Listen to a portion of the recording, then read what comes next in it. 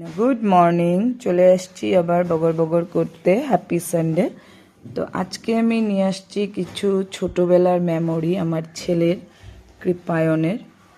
নার্সারিতে যখন ও পড়ে তখন ওর ফার্স্ট এটা এক্সাম ছিল, যেটা অ্যাডমিশন টেস্টে অরেলে ছিল 25-এ 20, রিটেনে ছিল 50-তে 40।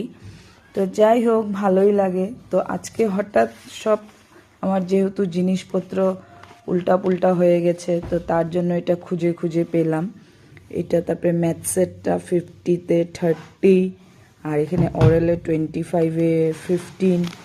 তো ওকে আমি বলছি যে দেখ, তোর ছোটোবেলার একদম ফার্স্ট স্কুল যাওয়ার, এখানে ড্রয়িং এক্সামের যেটা ছিল 50-তে 30, এখানে বল বানিয়েছে, সান, ফ্লাওয়ার, গ্রেপস।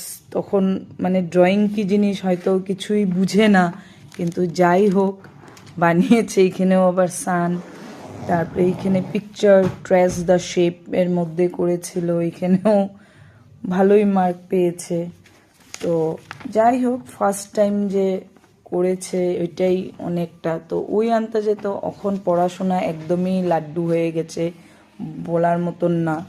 তারপরে ওই স্কুলে থাকতে কিছু ওরা এই যে ডিমের খোসা দিয়ে সিনারি বানানো শিখিয়েছিল, ড্রিম চাইল্ড। আর ড্রিম চাইল্ড স্কুলটা আগে খুবই ভালো ছিল, যেটা অর্ণব গোস্বামী আমাদের নিউজ রিপোর্টার স্যারের স্কুল, এটা লালগণেশে। তখন তো স্কুলটা বন্ধ হয়ে গেছে। এটা ছিল আলু কেটে করিয়েছিল, এটা ভেন্ডি দিয়ে করিয়েছিল।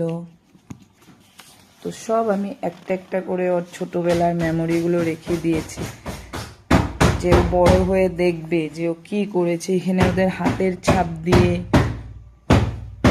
তারপরে ওর স্কুলের এই যে ড্রিম চাইল্ড স্কুল লাল গণেশ ছিল, প্রিপারেটরি ইস্ট 1993 হলিডে হোমওয়ার্ক ছিল এটা।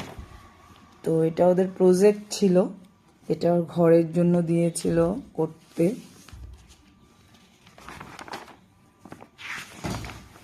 এগুলো ডটসের উপর দিয়ে।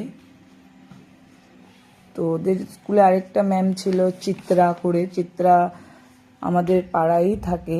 তো ও কৃপায়নের টিচার ছিল।